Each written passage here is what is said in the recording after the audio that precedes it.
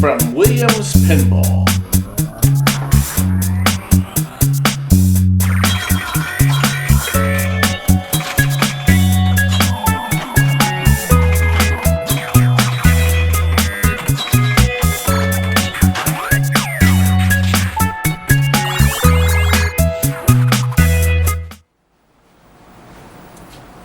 Do you know that I never did a detailed video about Tri-Zone? I did one on Understanding Pinball, but it's kind of vague. It was my first video. And then, 6 years ago, Christmas Eve, we sold another one of these, and I made a video right here, 1, 2, 3. It's low definition, but it shows something different that we didn't really know at the time. Only recently has more information been uncovered about these old games. The game featured in that video was a sample that I had bought brand new in 1979. A sample. It was closed out too. And it has all different artwork. Look at the artwork here. And I'm showing you some sample artwork now that we got from the Internet Pinball Database. Different art, and I didn't know at the time. Nobody really cared about what the artwork looked like. See, things have changed. Things have really changed. Playfield also had some different artwork.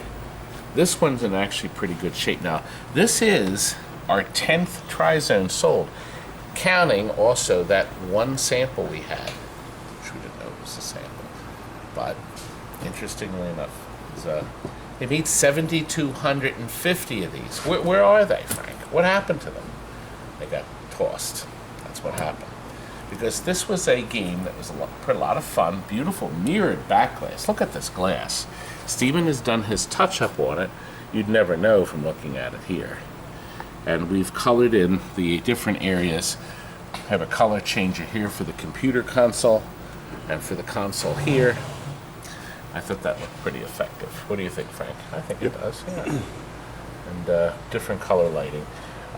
The computer, this is one of the first games with a newer computer that could flash and wink all the bulbs. It came out in '79, as I mentioned before, and once again, it was the first game pinball machine I experienced as a vendor that was in fact closed out.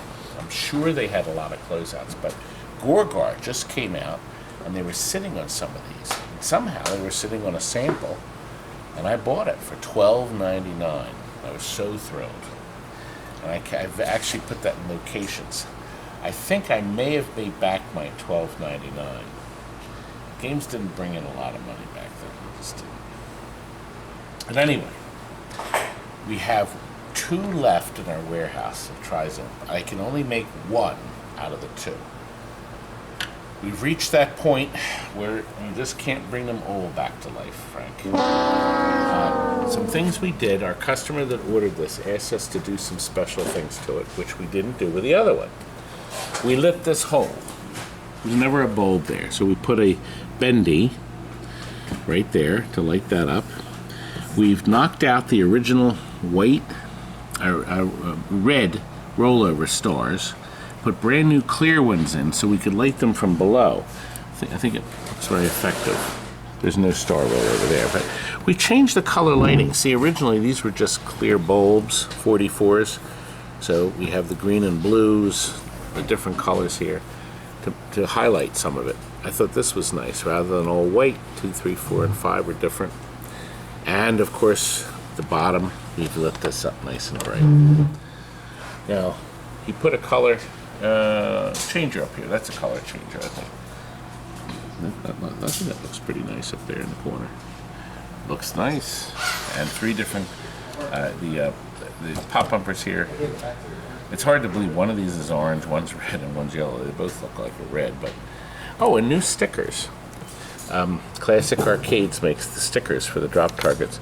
Kurt and I actually took all these apart, made sure the horseshoe switches, which are the trouble point, were all good and all had the backing to the switch horseshoe blade to make sure they make good contact and touch, because this is an important part of the game.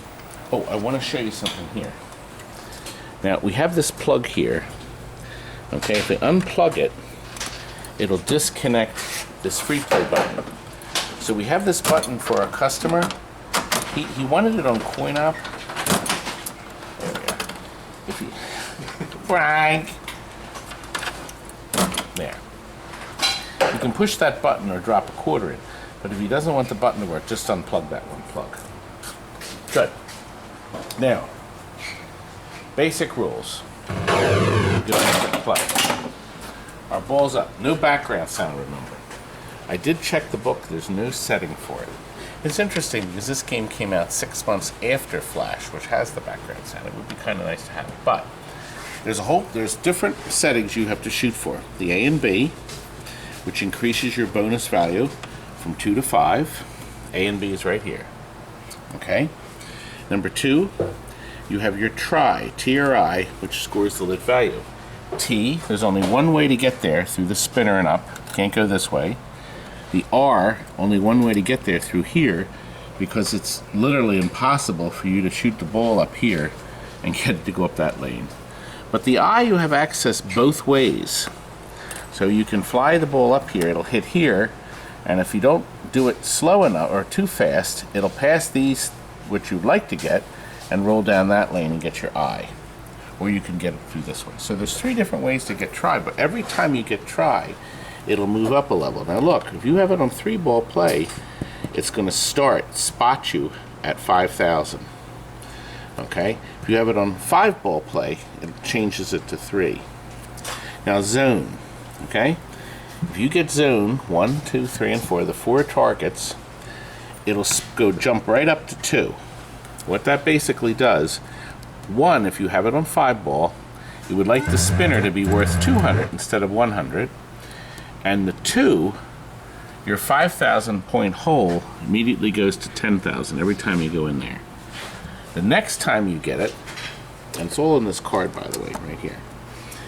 The next time you get zone, okay, it will add the drop targets. They'll all be worth 10,000 each. So instead of scanning, they'll all be worth 10,000. See how it's scanning here? So if you hit this target now, you only get 5,000, but now you get 10, but now you get all. And you do the zone again, and it'll light the out lanes, either this one or this one, for your special, your free game. And specials, once again, are adjustable, as all you know who play pinball. You need to get a free game, you can get points. All those are in the settings. You'll have to look in the settings. I think we covered everything. Now, the spinner is kind of nice. It hovers our pop-uppers. So they never all 3 are on at one time. So I thought that was kind of nice, okay? And by the way, every time you go up here, it'll advance your bonus. Your bonus starts at 1, and it'll go around the dial, keep going up each time. You'll see how this operates. So our first shot, AB, okay, 2 times. See how the game reinforces it. AB, it blinks it. Isn't that nice? Their computer could do that. But you can also get A and B here. So A, and then you can get the B there, and you can get the A up here. And it alternates it, see? So there's 2 different ways to do that. Try, you're going to roll your ball up here. There's the 1. Makes that sound, by the way. And then we have this one here. Same sound. And then your try. And then you get the little light show and the explosion. And now your try is 10,000. See? Our cash-in bonus is at 5. I'm going to do one more thing, and I'm going to show you what happens when the ball goes down. Now look at that. Isn't that nice? Now, it's lit the spinner. It's lit the hole. Do it again. See? And now all these are lit. But guess what? When you take the ball and it goes down the toilet, guess what? It's counting each time 4 times. Oh gosh.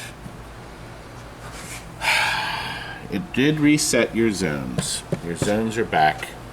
Okay. But it did remember your try level. So isn't that nice? Your try is remembered. Also the lights that are lit. So we already had that. So you don't lose your try, but you lose your zones. But look, that means your extra ball continues. Get try again. And your extra ball is lit. So that's nice. You get that feature. We're gonna drain our ball, get to play one ball. Look, special. It remembers. Bonus remembers. Isn't that nice? Nice feature for 3-ball play. We're gonna play one ball.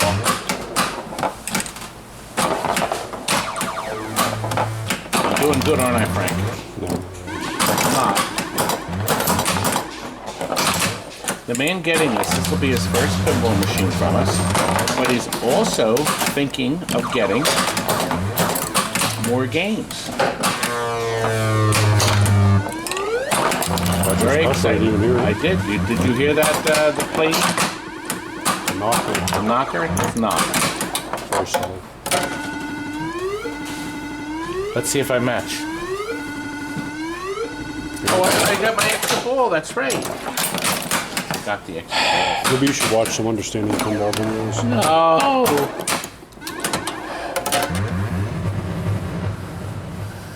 Are you done yet? I'm done now. Warm. It's warm. It is. I agree. It is warm. It's done.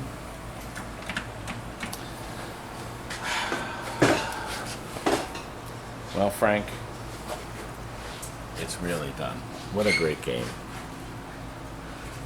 And now I'm going to take you outside because in our parking lot we have another familiar game you probably remember seeing, Astro's Black Sheep Squadron. But this game has some issues. Let's go out and look. I wanted to show you Black Sheep Squadron. Now this is appropriate.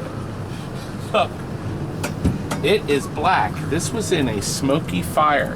The machine didn't get wet, but we wanted to show you the crud on this thing, okay?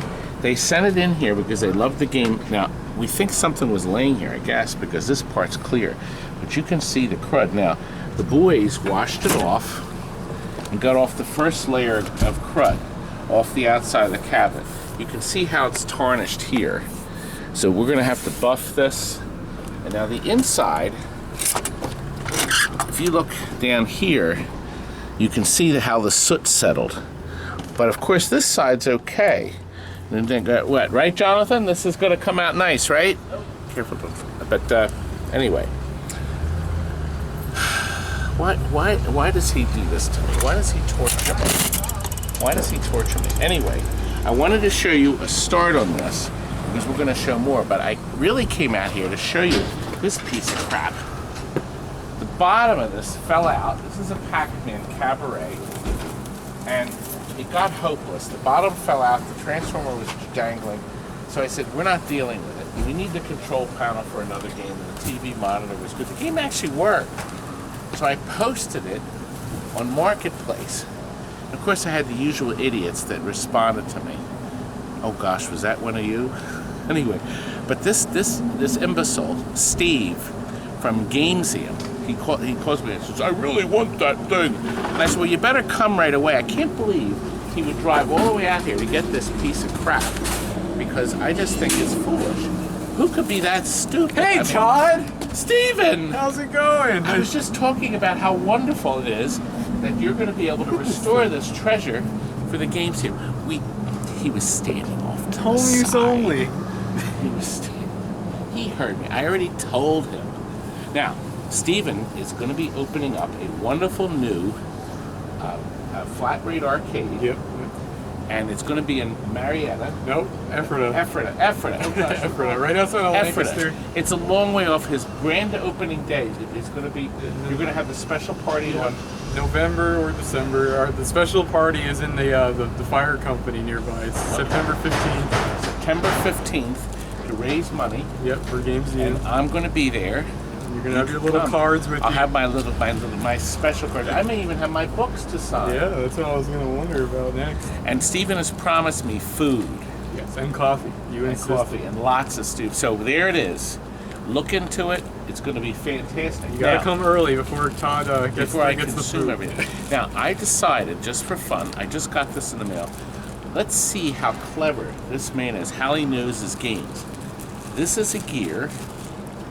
A brand new gear that has been remanufactured in England.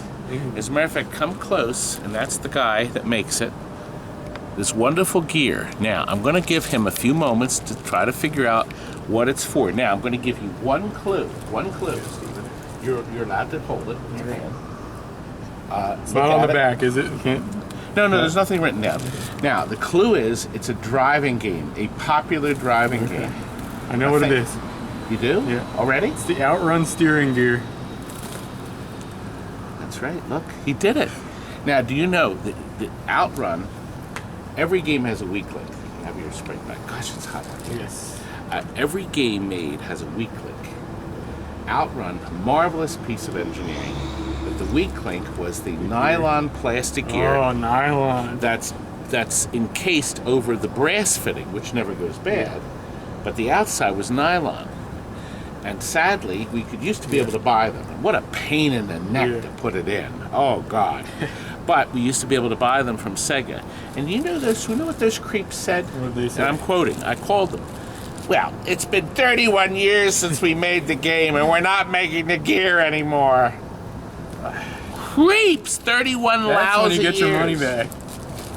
But that's when this wonderful man, once again, makes this gear, ships it right over from England, quick as a bunny. He also makes the second gear, the other nylon gear that interfaces with us. He has a package deal for the pair, too. You could buy just one, or you could buy both. And it's metal.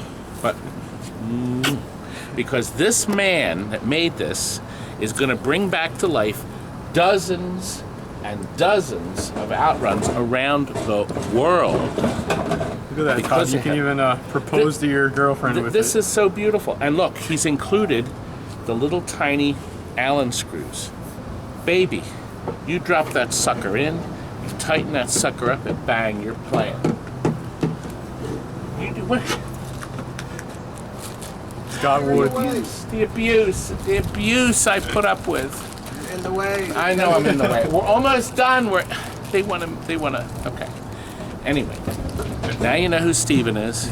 You better go. September 15th, you can buy tickets online. I'll be there. I'll have my books. Link is in the description. We're gonna have fun. Yes.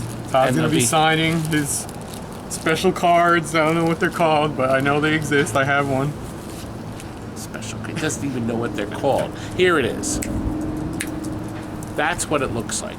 You'll be able to get your own cards. I need another one. I lost mine. Now, Steven, what do I do now? And now it's time. We're done. We're done the video. They want to get out of here. What's the next thing that's going to come out of my mouth? I don't know. What is it? Get out! Get out! Well, we don't get Commandos in too often, but this was sent in here for an overhaul, and the game was in beautiful shape to start. We did not paint the Formica sides. All we did was put new side art on it. This is the original factory overlay that's like perfect. The original cardboard bezel. It had a little bit of burn-in, and we left that alone. But it was in such nice shape. So it turned out to cost them a lot less than what our minimum for the overhaul was. So I think the total new power supply monitor's been recapped. So it was only about $500 to run this through our shop when we told them it was going to be between $600 and $900. So I think our customer is going to be very happy. Here's our serial number. I don't know if anybody tracks serial numbers or not, but interesting. So I think the guy's going to be really happy when he gets it back. We did change the power cord too. Good stuff. What's not good is this cruising. This is our last Cruising USA that we had in the warehouse that hasn't been touched yet. Boy, does it need to be touched. Oh. Anyway, let's move on. I thought we'd end a little differently tonight. I have here in my hand a 16mm print of Walt Disney's The Three Little Pigs, made in 1933. This print was printed in the mid-50s, and we have it currently up for auction. I wanted to show you something unusual about the cartoon I thought you might enjoy. Cartoon came out in 1933, cost $22,000 to make, took in $250,000. Won Best Cartoon Animated Short in 1934. The song in it, Who's Afraid of the Big Bad Wolf, became a #1 selling song, and the song was the inspiration for the Elizabeth Taylor movie Who's Afraid of Virginia Woolf in the early 60s. That's something more trivia. Well, when the cartoon was first made in 33, they had animated a peddler. The wolf played the peddler. He was a Jewish peddler selling Fuller brushes, okay? Well, in 1950, when the cartoon was going to be reissued, Walt Disney thought it wise to re-edit that, and that whole sequence was reanimated, and it became a beggar who was also selling Fuller brushes, but rather than give them away, they were selling them to get through college. So they actually reanimated the sequence. In this print, you can actually see the color differences, which is quite fascinating. And I thought I would share this with you now, so you could see for yourself. The cartoon starts off on a regular basis, as you can see. And this is a beautiful full animation, as you can see. Beautiful color. And this is the actual print I'm selling. And of course, this is the song that was really big. Interesting. Now, we're going to go to that sequence that's further in the cartoon. Okay, so now we're going to jump in to where they're in the brick house.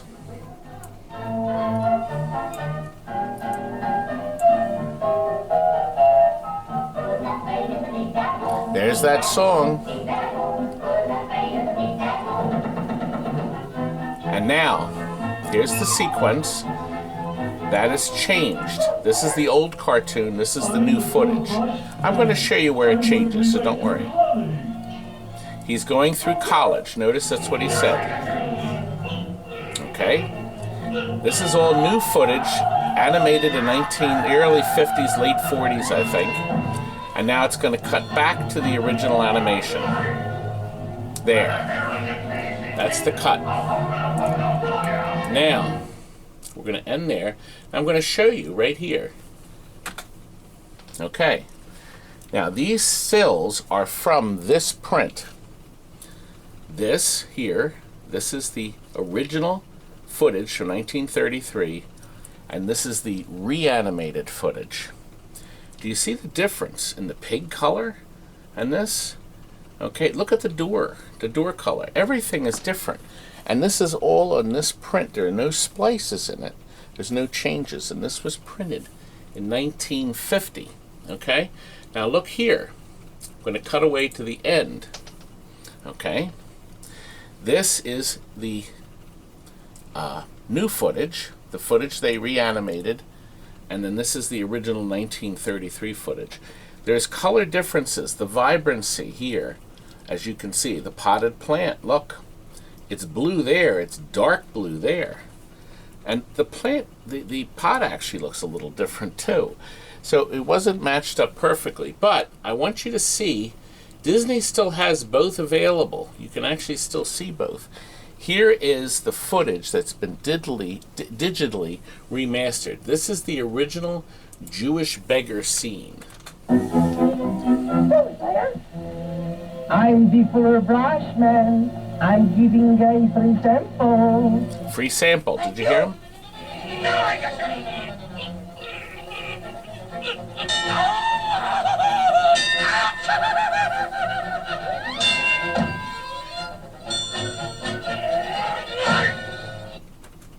Isn't that something? So, original footage, and you can see it both ways. I'm told that some VHS tapes have the Jewish peddler in it. There's both versions are out there, but this is the one that most of us grew up with. This version with the regular peddler man, the Fuller Brush man. I hope you enjoyed that little bit of history, huh? And you know, I'm thinking back when Stephen was visiting us and picking up that Pacman. You know, I never got a chance to do this. Like this.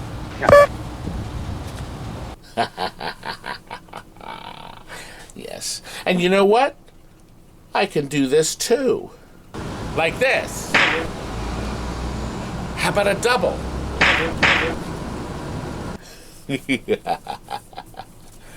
See? You thought I forgot. Anyway, thanks for watching, folks. Good night.